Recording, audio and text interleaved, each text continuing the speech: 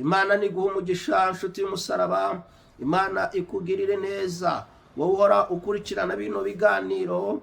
Imana iguha umugisha ahantu hose uri, ahantu hose wicaye, tuguhaye ikaze. Igihugu cyose uherereyemo tuguhaye ikaze, kandi turagushimira ku nkunga yawe ikomeye wamaze kudutera iyo kwiyandikisha kuri iyi channel ya Nazareth Ministries. Wowe wakoze subscribe rwose, ijuru niriguhe umugisha. Ndagusabiye umugisha iburyo n'ibumoso, uhabwe umugisha. Nawe utarakora subscribe turagusaba kuko wareba aho hantu hari akazogera ugakozaho urutoki rwawe, ubundi ukajya ukora share na comment. Ibiganiro kandi bigiyeho ukajya uhita ubibona, ubundi ukabisangiza inshuti zawe. Ubikoze gutyo uzaba udufashije umurimo mwiza w'Imana, kandi Imana iraza kubiguhera umugisha mu izina rya Yesu.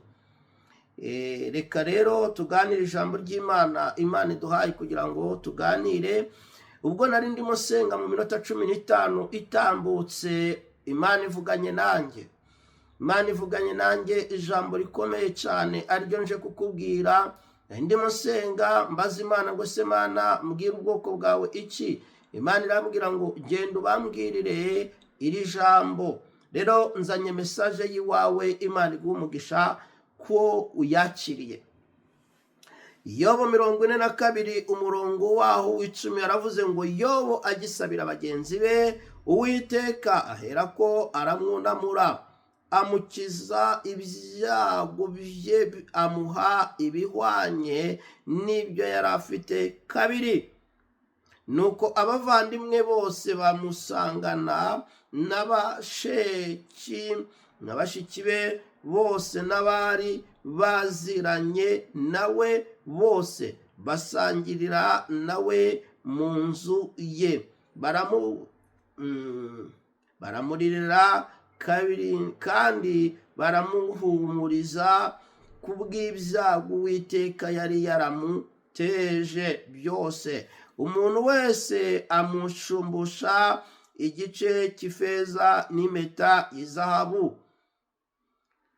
Nuko Uwiteka ahira Yobu ubwa nyuma kuruta ubwa mbere. Agira intama 14,000 n'ingamiya 6,000 n'amafizi 2,000 n'indogobe z'ingore 1,000. Tugeze ahangaha, Imana yo mu ijuru ibahe umugisha. Ngiyi message nkuzaniye Imana impaye, wa mupapa we, wa mumama we, wa mukobwa we, wa musore we, ngiyi message yiwawe. Imana imvuganye nanjye irambwira ngo nkubwire ngo Imana ikugarutseho ubugira kabiri. Nukuvuga ngo hari amahirwe ya kabiri Imana izanye ku buzima bwawe. Nukuvuga ngo Imana izanye amahirwe ya kabiri kugira ngo umarwe umubabaro. Imana izanye amahirwe ya kabiri kugira ngo utekane. Imana izanye amahirwe ya kabiri kugira ngo usinzire, kuko umaze igihe kinini udasinzira kubera stress, kubera ibibazo bikugose hirya no hino. Imiryango yagutaye, inshuti zagutaye, umugabo yagutaye, umugore yagutaye, abana bagutaye, abavandimwe bakuvuyeho kubera ibibazo. Iyo umuntu ari mu bibazo abantu baramuhunga. Iyo umuntu ari mu bibazo inshuti zimuvaho. Iyo umuntu ari mu bibazo ubisigaramo wenyine. Hari ibibazo umaze igihe urimo byagukuyeho abantu. Hari ibibazo umaze igihe urimo byatumye imiryango ikuvaho. Hari ibibazo umazemo igihe byatumye inshuti ziguhunga. Ariko one ando saibe, Imana ivuganye nanjye irambwira muri iyi minota 15 itambutse ngo ninze mubwire ngo igihe cy'umubabaro kirarangiye, igihe cyo gusuhuza umutima kirarangiye, igihe cyo kuzunguruka uwo musozi kirarangiye. Imana ivuganye nanjye irambwira ngo nize nkubwire ngo ikugarutseho. Imana ikugarutseho, Imana ikugarutseho, kandi Imana igarutse ku muntu igaruka iza kumumara umubabaro. Imana ikugarutseho, wa mubyeyi we, wa mukobwa we, wa musore we, Imana ikugarutseho. Imana ikugarutse kugira ngo iguhumurize. Imana ikugarutse kugira ngo ikurengere. Yobo ari mu bibazo, abantu baramutaye, umugore aramuta, abavandimwe baramuta, bashiki be na bene se bose baragenda, inshuti ze ziramuta, sigara mu kibazo wenyine. Ntabwo yabonaga ukuntu azabivamo, ariko ngo aguma kwiringira Imana. Muri uko kwiringira Imana, muri uko kuba mu bibazo, ntabwo yigize yifuriza abantu ikibi, nubwo abantu bamwifurizaga ibibi, ahubwo we ngo yajyaga asabira bagenzi be, akabasabira ibyiza, agasabira abanzi be. Aguma kubaha Imana, asengera abanzi be. Bibiliya ivuga ngo nuko agisabira bagenzi be, ngo Imana ihera ko iramwunamura. Hari ikintu umuntu akora kigatuma Imana ihaguruka, hari ikintu umuntu akora kigatusha umutima w'Imana. Nawe ukwiye kugira ikintu ukora kugira ngo Imana ihaguruke, Imana yo mu ijuru ihabwe icyubahiro. Ukwiye kugira ikintu ukora kugira ngo kuko hari ikintu umuntu akora ijuru rikabura amahoro. Yobo ngo yasabiye bagenzi be, ijuru rihita ribura amahoro, ngo Imana ihita imugarukaho. Haleluya.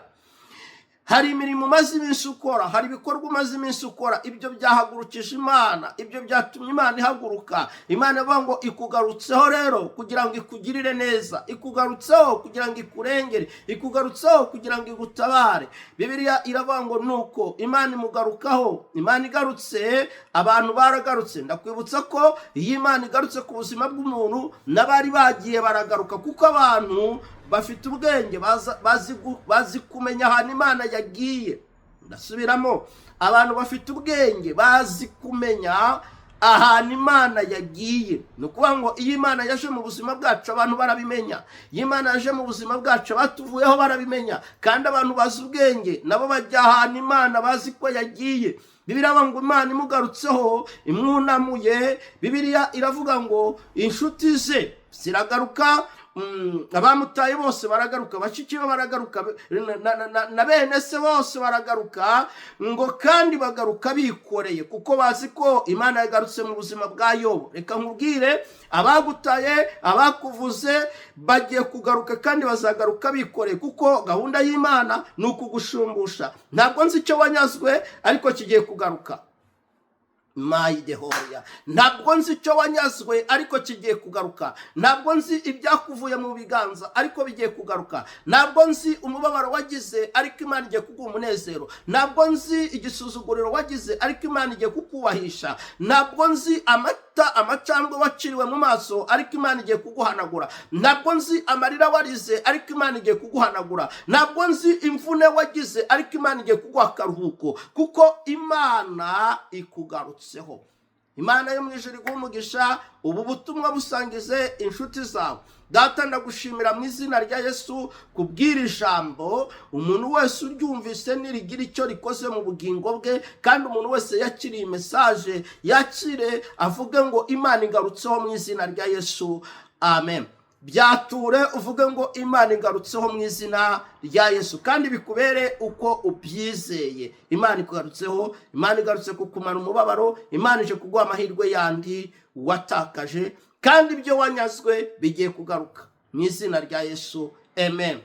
Gira umugisha. Shalom shalom.